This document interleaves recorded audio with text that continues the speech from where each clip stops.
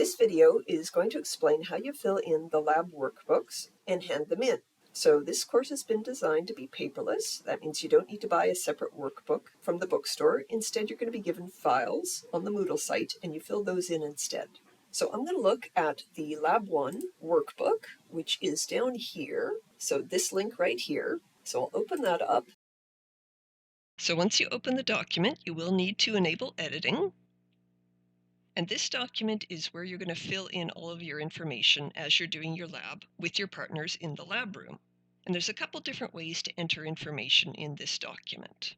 So to begin with, there are these click areas where you click into it and then can type whatever you want. So this would be the name of the experiment that I'd put here. And the date would go here, so click into it and type that in. And then you'd also add you and your partner's names here. Another thing that you'd very commonly need to do is you'd want to draw something on one of the images. So for example, in this question, they tell you to have your partner walk away from the motion sensor at a constant speed and then to do it again at a faster speed. And you're supposed to study that motion on the computer screen and then draw what you saw here. So whenever you've got an image that you need to draw on, what you do is you click the image and then you're going to use the drawing tools in Word to add whatever you want to this. So to use the drawing tools, you click Insert, Shapes, and these linear drawing tools are actually the most useful ones. So there's a straight line here, there's a curved line here, and I'm going to use the freehand drawing tool here. So I'll click on this, and then I can draw whatever I saw on my computer screen, including any little bumps or wiggles in the data. And if I need to do another line, again, I can go Insert, Shapes, Freehand Drawing Tool, and then draw my other graph in as well, including any weirdness in the data. So again, to draw on something, you click the diagram, and then you go Insert, Shapes to get your drawing tools. Another thing you'll need to do is type things in. So here they ask you to explain the similarities and differences between these two. And for this, all you need to do is click right below the prompt and just start typing. Now, just to give you a little heads up on something that is very common in this course, is often you're asked to make a prediction about what you expect to see, and then later, you're asked to actually do the experiment. So on the second graph, you would draw what you actually saw on the computer screen with all the little bumps and wiggles and weirdness of the data included. But on the prediction, you're supposed to be drawing the ideal world case, so what the theory predicts. So in this question, they say if you were to walk left, what would the graph look like? So again, you'd go Insert, Shapes, and for this one, you want to use smooth lines because this is the theoretical graph. So you'd choose the straight line or the curved line and draw in what you theoretically expect to see. So that's your prediction graph. It should be the ideal case with a nice smooth line. And then you'd come down here and you'd actually do the experiment and you'd capture the data with the computer program, look at it, and then draw what you see here. So remember to click on the diagram first and then Insert, Shapes, and we actually want to draw what's on the screen accurately, so you use the freehand tool, and then you can draw what you actually saw, including any strangeness in the data, like curvature. And then down below, you can type up your comparison here.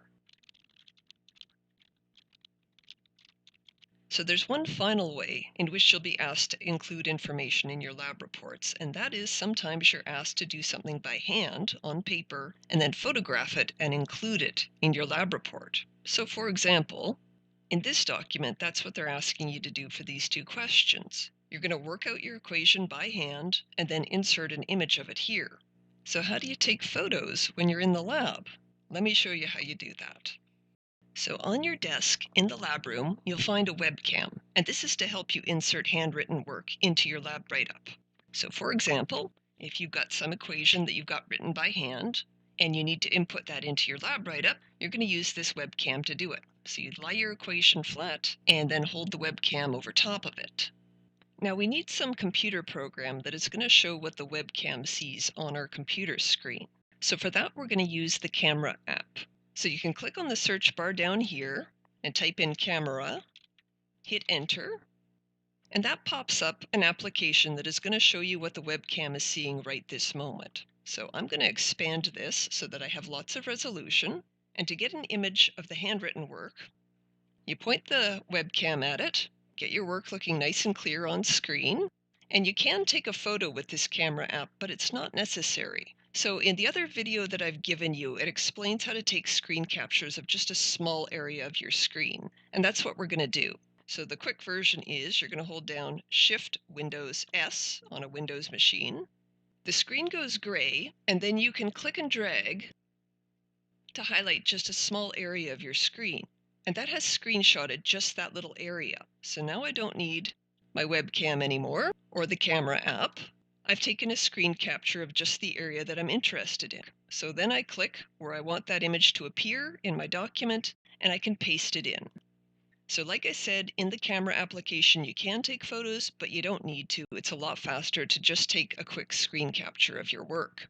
And the other video I've given you does explain how to do that in more detail.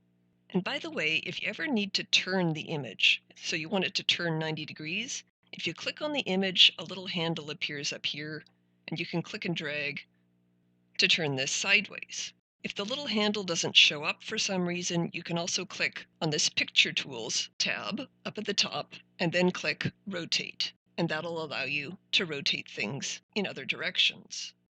Now, once you're done your lab and you're ready to submit it to your lab instructor, you're going to want to save this file. So I recommend that you save it to the desktop of the lab computer just so that it's easy to find. So save as, put it on the desktop, and the default name should be fine.